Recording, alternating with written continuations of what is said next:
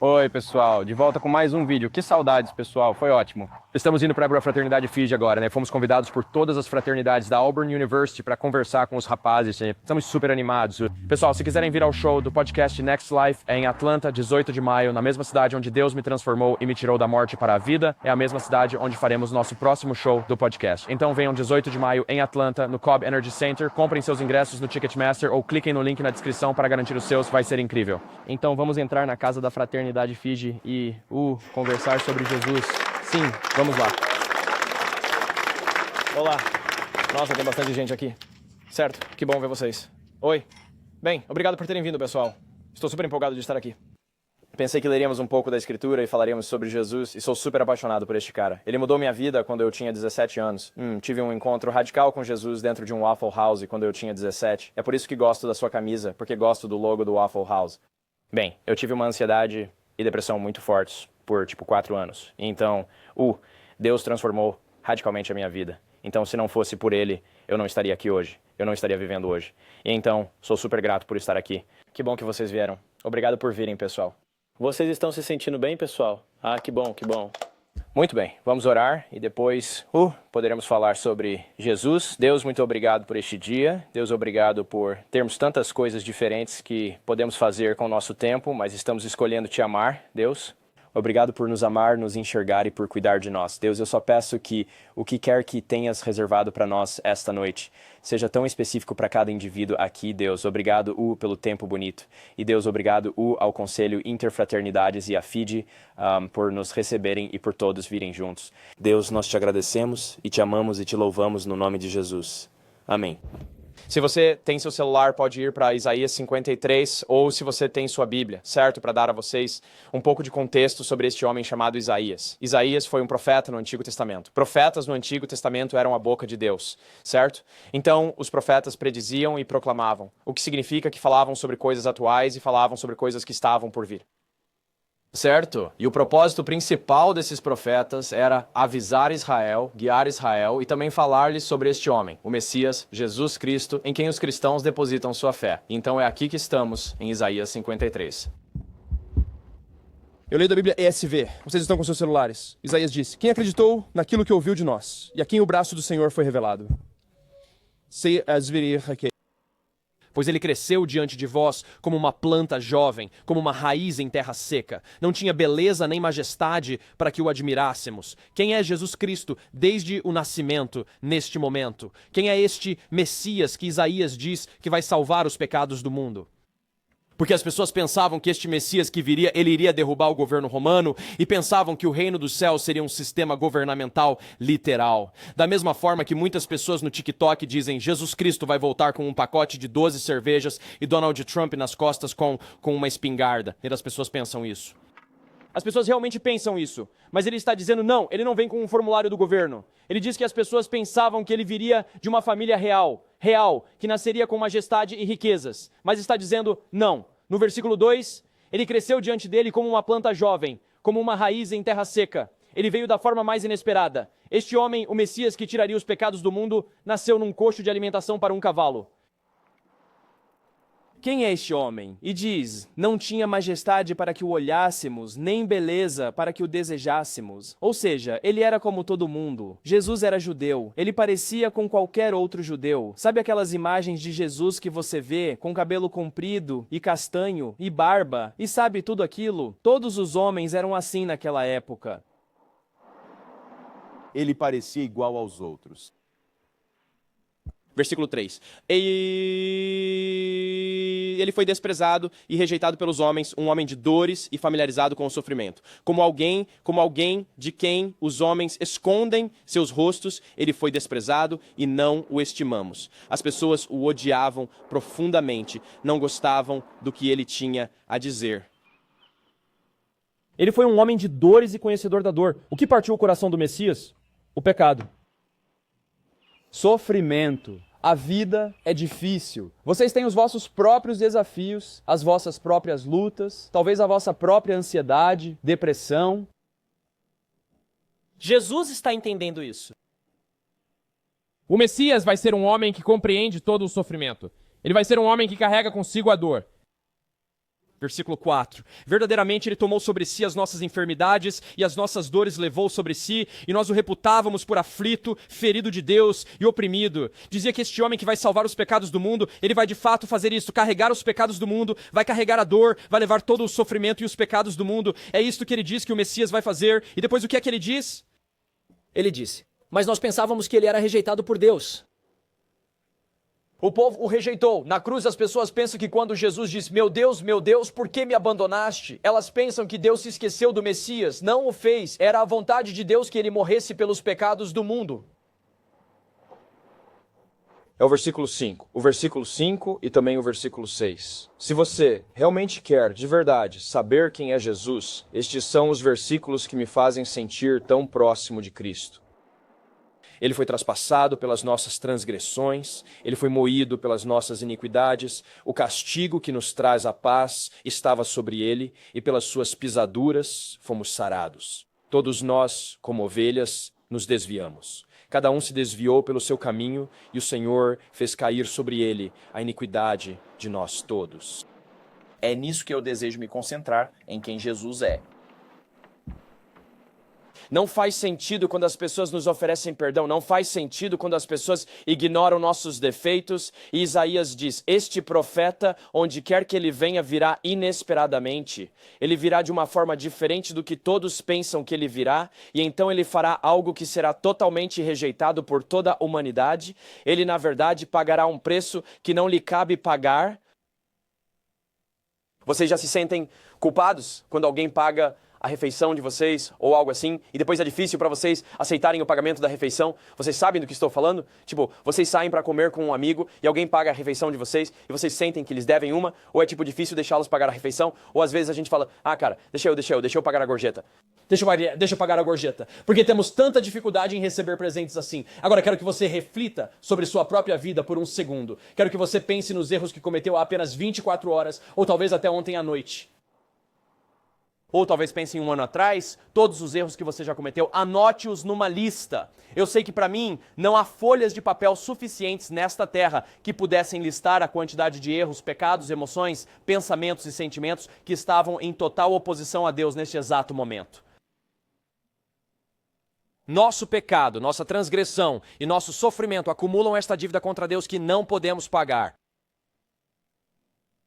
Isaías, este profeta, 700 anos antes de este homem Jesus nascer, num coxo diz, este cara vai vir e ele vai pagar o preço que você não pode pagar. Se Jesus Cristo não morrer, quem paga o preço? Nós pagamos. Como isso é coberto? Com a nossa própria vida. É por isso que a morte é real, é por isso que a morte existe. Por causa do pecado, merecemos a morte. É preciso que haja um pagamento por isso. Da mesma forma que assassinos são levados a julgamento e tem que haver punição justa e eles têm que ser responsabilizados. Agora, imagine estar em julgamento por tudo o que fez de errado e o juiz está lendo tudo o que você fez de errado. Ah, você assistiu pornografia neste e naquele dia. Ah, você ficou bêbado neste e naquele fim de semana. Ah, você fez isso. Ah, você traiu sua namorada aqui. Ah, você fez isso. Ah, você bateu neste garoto aqui. Ah, você negligenciou o morador de rua. Imagine todos os pecados escritos e um juiz lendo o seu julgamento.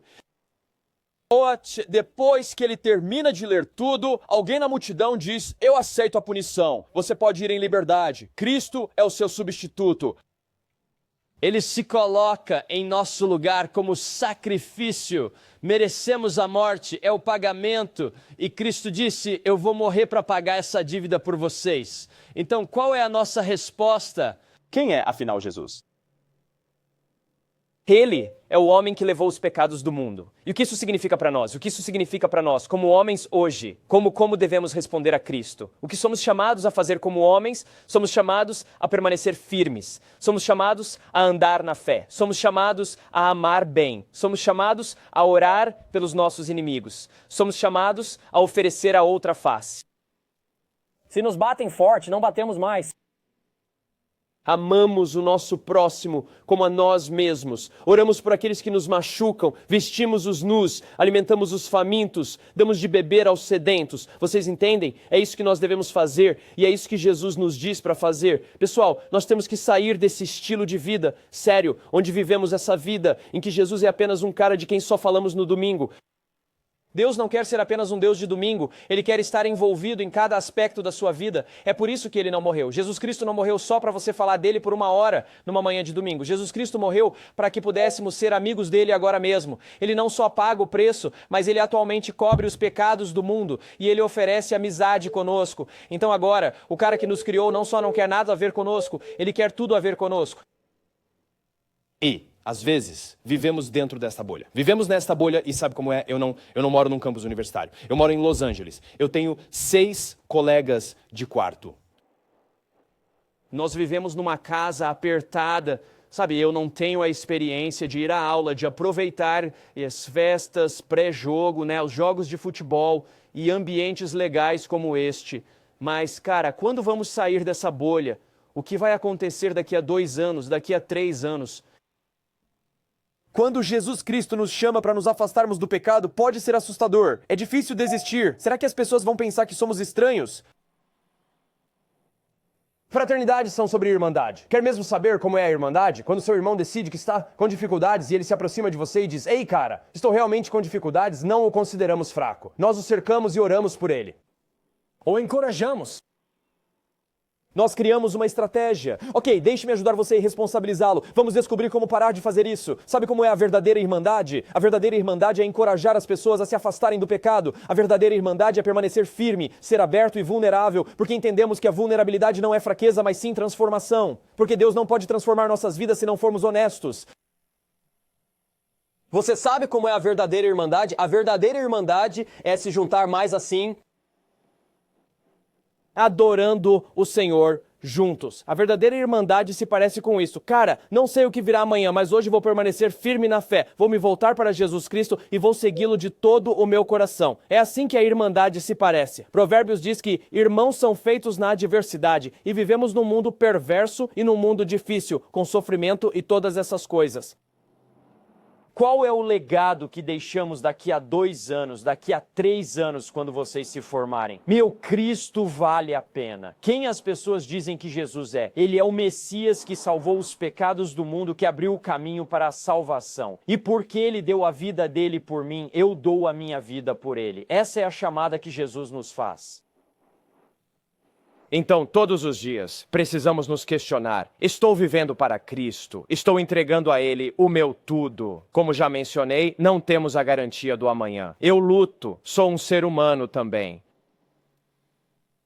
Mas consigo deitar a cabeça à noite muito melhor quando sei que acordei tentando dar tudo a Jesus. Deus adora quando aparecemos, cara, mesmo quando é difícil. Ele realmente ama quando aparecemos, quando estamos realmente passando por isso. Se você luta contra a ansiedade ou depressão, nenhuma quantidade de festas ou eventos sociais vai conseguir anestesiar a dor. Nenhuma quantidade de bebida alcoólica vai conseguir anestesiar a dor. Não há quantidade de sexo, nem pornografia que baixe. E veja, estou listando tudo, mas este pecado existe em todo lugar fora da fraternidade. Entende o que estou dizendo? O pecado está em todo lugar, mas vai ser um ciclo sem fim. E Jesus Cristo nos dá uma satisfação que é totalmente diferente de tudo que já ouvimos, tão radical, tão ampla, tão grande, que satisfaz a nossa alma. Que não precisamos mais procurar sentido em cada festa, não precisamos mais procurar sentido depois que isso acabar. Quer dizer, se vivemos pela nota em nossas provas e testes, então o que acontece quando nos formamos? Pelo que vivemos então? Vivemos pela promoção? E se nunca formos promovidos? Ah, bem, eu vivo pelos meus pais, porque, bem, se meus pais estão felizes, eu estou feliz. Bem, você não está cuidando de si mesmo. E se eu viver para o álcool? Bem, você nem vai sentir nada sem o álcool. E quando o efeito passa, tem que beber mais. Ou talvez seja, eu vivo para outras pessoas. Bem, as opiniões das pessoas mudam. Quer dizer, alguém pode se virar contra você amanhã e te apunhalar pelas costas. Então, o que isso vai fazer? Eu quero viver para alguém que não muda a sua opinião sobre mim. Esse é Cristo. Deus está nos chamando para viver um estilo de vida radical de amor, autocontrole, fidelidade, constância e firmeza nele. Ele está nos chamando para a amizade. Pessoal, isso faz sentido? Vocês estão me entendendo? Eu quero ter certeza, gente, porque isso é muito, muito importante. Nós precisamos de Cristo. Não conseguimos fazer isso sozinhos. E se você não acha que consegue fazer isso sozinho, vá viver sozinho por um tempo. Tudo vai explodir na sua cara. Explode na minha cara toda vez que tento resolver sozinho. Precisamos de Jesus, cara. Nós realmente precisamos de Cristo. É tão importante. Quem é este homem? Ele é Deus que nos amou de tal forma que se tornou um ser humano. E se há alguém que te entende mais profundamente do que você mesmo, esse é ele. Pois ele viveu exatamente neste mesmo mundo em que nós vivemos e enfrentou as mesmas tentações. Ele vivenciou uma vasta gama de emoções. Jesus Cristo é um Deus pessoal que nos ama, viveu esta vida neste mesmo mundo perverso, mas viveu-a perfeitamente, morreu na cruz por nós, por você e por mim. Hebreus 12:2 diz: olhamos para Jesus Cristo como o autor e consumador da nossa fé, o qual, pela alegria que lhe fora proposta, suportou a cruz. Então, por que Jesus Cristo morreu na cruz? Porque ele estava pensando em você e em mim. Você estava na mente dele. Deus é um Deus ciumento, porque ele só queria amizade com você. E há essa lacuna chamada pecado que o separa de nós. E ele pensou, se eu pudesse fazer isso, teríamos a chance de sermos amigos de novo. Há uma oportunidade para nos unirmos novamente. Ele estava pensando em você quando morreu na cruz. O maior ato de amor de todos. Então, pessoal, estamos apenas visitando Auburn. E é legal, e eu adoro estar aqui, eu adoro vir aqui. Esse é, tipo, um dos meus lugares favoritos para visitar. Mas tipo assim, quando a gente for embora hoje à noite, o que é que acontece? Ou, sabe, e daqui a uma semana, como é que fica? Quer dizer, sabe, coisas assim me deixam muito animado. Eu adoro ir às conferências da igreja, ou gosto de me reunir e adorar e falar sobre Jesus. E aí 2 dias depois que essas coisas acontecem, é como se a vida ficasse difícil de novo. Aí fica difícil continuar orando, fica difícil continuar lendo a minha Bíblia e aprendendo mais sobre esse sujeito. Fica difícil. Tudo isso é muito bom e ótimo, mas não precisa parar por aqui. É para isso que os irmãos existem. É para isso que a Irmandade serve. Quando a vida aperta, nós nos unimos, nós encorajamos, oramos e nos fortalecemos. Isso não precisa parar aqui. E eu realmente acredito nisso com todo o meu coração, e é por isso que eu queria... E sou muito grato por vocês nos receberem aqui em Fiji. Sou muito grato, porque eu realmente acredito que podemos ver transformação no mundo. E isso começa com os homens. Começa com homens se levantando e liderando bem.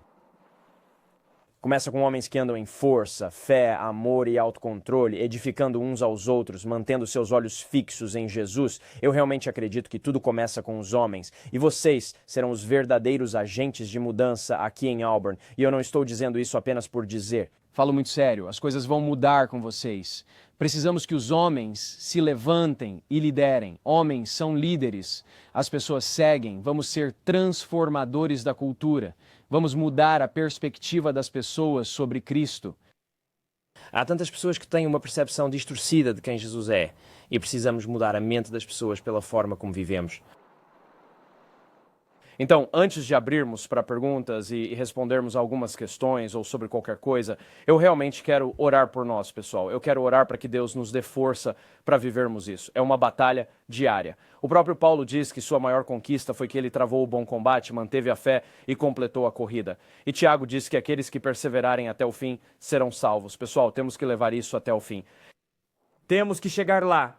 Cristo nos dá a força. Quero orar que ele nos dê força. Deus, muito obrigado por nos amar tanto. Deus, viemos com um único pedido de oração e é para nos dar força para vivermos isso, Deus. Deus, a vida é difícil, a tentação é inevitável, mas Deus, Tu podes nos dar aquela força que pisa em serpentes e cobras. Deus, nos dê a capacidade de vivermos isso. Deus, queremos que as pessoas Te conheçam. Deus, queremos nos tornar mais parecidos contigo. Deus, nos dá fome de ler a Tua palavra. Nos dá fome de orar mais. Deus, nos dê fome de orar pelos nossos irmãos quando eles estiverem passando por isso. Deus, nos dê compaixão, pele grossa, mas um coração mole. Deus, Tu nos usarias para a Tua Universidade de Auburn. Deus, usa estes irmãos e suas fraternidades no campus de Auburn para viverem isso com ousadia, para partilhar o Evangelho com amor, mostrar às pessoas que Jesus é o caminho e que Ele vale a pena. Precisamos de Cristo, precisamos dele tão desesperadamente. Deus, precisamos de Ti desesperadamente. Deus, dá-nos força para enfrentar esta situação. Dá-nos ousadia, dá-nos clareza, dá-nos visão, dá-nos amor. Agradecemos-Te muito, Jesus, e Tu nos amas tão profundamente. Deus, fala conosco e dá-nos conforto. E Deus, nos dê força quando o pecado se aproxima sorrateiramente de nós, para que possamos dizer não, seja qual for a sua manifestação. Ó Deus, te agradecemos por nos amar tanto. Em nome de Jesus, amém. Como você faz para discipular alguém mais velho que você? A melhor forma de discipular pessoas é vivendo o evangelho. Sejamos francos, como homens, não gostamos que nos digam o que fazer com a nossa vida. Gostamos quando alguém nos mostra como viver. E Jesus Cristo nos mostrou como vivê-lo. Então, porque ele fez, isso alimenta a minha fé para saber que eu também posso viver. Então, para discipular pessoas e exemplificar Cristo, temos que ser capazes de viver o evangelho. E Deus nos dará força para fazer isso. Então, eu sei que isso é estranho. E também abrindo espaço e tempo. Nós realmente dedicamos tempo às pessoas que amamos, certo? Então pode ser uma refeição, algo poderoso na mesa de jantar. Essa foi uma das minhas... A primeira vez que visitei Auburn, eu fui à igreja ACC. E Miles Fidel pregou a mensagem mais incrível sobre Lucas 24. Foi demais, cara, sobre o quão poderosa é a mesa de jantar. Vá partilhar o pão com alguém. Tipo, isso é uma mistura de fraternidades aqui. E então, tipo, se você encontrasse alguém com quem nunca falou antes e vocês fossem jantar hoje à noite, vocês provavelmente se conheceriam muito bem depois de 2 horas, entende? A mesa de jantar é um bom lugar para discipular alguém também, mas viver o evangelho e acho que criar espaço para essas conversas é igualmente bom. Qual seria a resposta biblicamente correta se cair em pecado? Certo, qual a resposta bíblica correta se cair em pecado? Gosto de como você disse sé. A Bíblia não diz quando você peca, diz sé você peca, o que significa que não precisa pecar. Paulo escreve em 2 Coríntios que nenhuma tentação vos sobreveio que não fosse comum ao homem. Aqui está outra coisa que os irmãos fazem. Irmãos confessam uns aos outros, certo? Isto vai ser assustador, porque homens gostam de ser durões e gostamos de tentar resolver sozinhos, certo?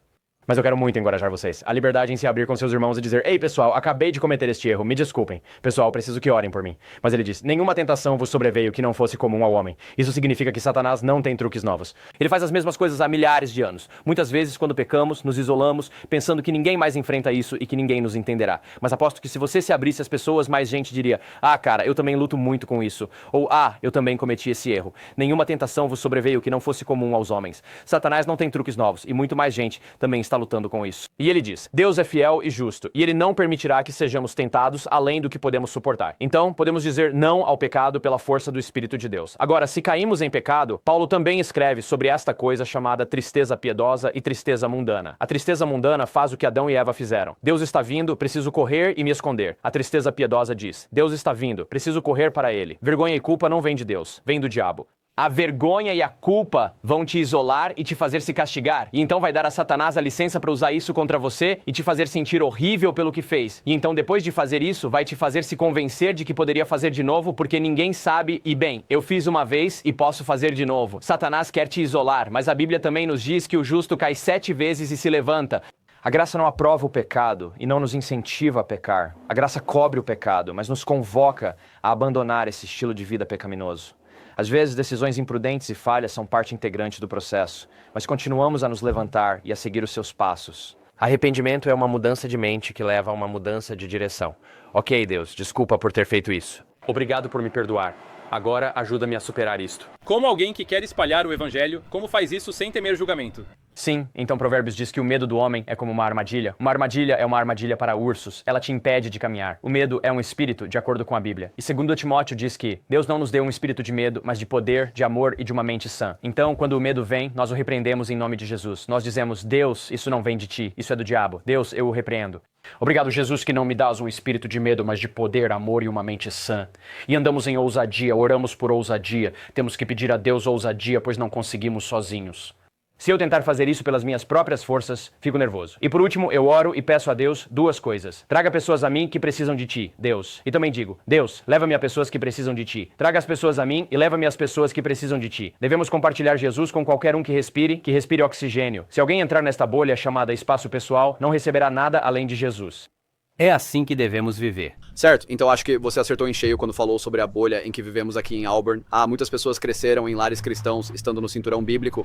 Como se combate a mornidão? Há pessoas que conhecem Cristo e o conhecem a vida toda, mas como Paulo escreve, se tornaram escravos do seu pecado. Qual é a nossa maior luta com a mornidão? Muitas vezes é só rotina. O cristianismo torna-se apenas rotina para nós. O que é essa coisa que faço aos domingos? Ou, o que é isto? E, o que é aquilo? E é quase como se as palavras da Bíblia fossem apenas palavras num pedaço de papel e não fosse nada significativo. Então, como rompemos com isso? Acho mesmo que a melhor forma de vencer a mornidão é a oração. De verdade, oração. Orar a Deus. Orar a Deus torna Deus pessoal, porque estamos nos comunicando verbalmente com Ele. E não me refiro apenas a orar e pedir coisas o tempo todo. Fale com Ele sobre o seu dia. Pergunte a Deus o que você deve comer no café da manhã. Pergunte a Deus se você deve ir ao Auburn Crunch, ou se deve ir à academia no campus de Auburn, ou se deve ir ao Planet Fitness, ou pergunte a Deus o que você deve vestir hoje. E se você sentir que não tem coisas para orar, apenas ore o que puder orar e diga amém. Agradeça a Deus. Seja grato. Use a gratidão como uma arma na oração. Use a gratidão como uma arma contra o pecado. Ore e fale com Deus. Quando falamos com Deus, ele se torna mais pessoal. E isso nos tira desse ciclo morno. Então, quando falamos com Deus, isso nos faz dizer: caramba, estou te adorando, Deus. Agora quero ler sobre ti, então vou ler minha Bíblia. Orar nos faz querer ler e ler nos faz querer orar. Simplesmente coexiste. Mas, cara, Jesus está oferecendo algo que é mais do que apenas palavras em um pedaço de papel. Ele está oferecendo um relacionamento real e íntimo conosco. Não são apenas palavras numa tela. Ele é um ser humano de verdade. E se confiarmos nisso e isso nos motivar a orar, começamos a orar e então nos vemos lendo a Bíblia. Então, quanto mais lemos a Bíblia, mais nos vemos orando. Então, meu Deus, olhe só para isso. Você sai da sua mornidão. Vamos abordar a tentação.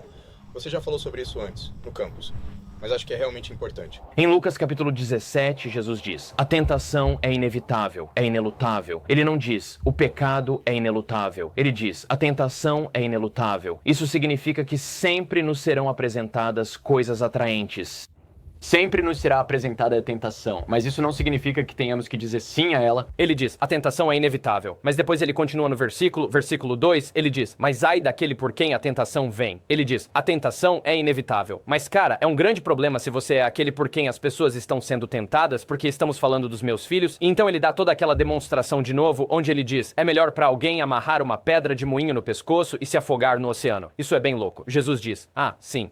É pior para alguém cair em pecado do que se afogar no oceano. Meu Deus, Jesus, que diabos? Isso significa que o pecado é algo muito sério. Isso significa que Deus não brinca com o pecado. Mas a tentação pode ser superada. Como a superamos? Efésios capítulo 6. Vistam toda a armadura de Deus para que possam resistir às ciladas do diabo. E qual é a arma ali? A espada do Espírito. Qual é a espada do Espírito? A espada do Espírito é a palavra de Deus. Hebreus 4, versículo 13 diz que a palavra de Deus é como uma espada de 2 gumes que separa a alma do espírito. Ela separa o caminho que parece certo em nossa própria mente do caminho que parece certo para Deus. E quando começamos a nos banhar na palavra de Deus, e quando começamos a ler a palavra de Deus, somos capazes de vencer a tentação. E quando a tentação surge, podemos olhar para o diabo e dizer: isso não é para mim, cara. Pegaram uma pessoa errada. Mas precisamos da palavra de Deus para vencê-la. A tentação é inevitável. O pecado é evitável através da força do Espírito de Deus. E obrigado por me receberem aqui, pessoal. Agradeço a todos vocês. Deus, nós te agradecemos muito pelo que o Senhor está fazendo. Deus, nós te agradecemos por nos amar. Deus, continua a nos guardar, a manter nossos olhos fixos em Ti. Nas provações e tempestades da vida, que nos deis a paz, que nos permita focar em Ti, para além das provações e tempestades da vida. Deus, nós te agradecemos por hoje.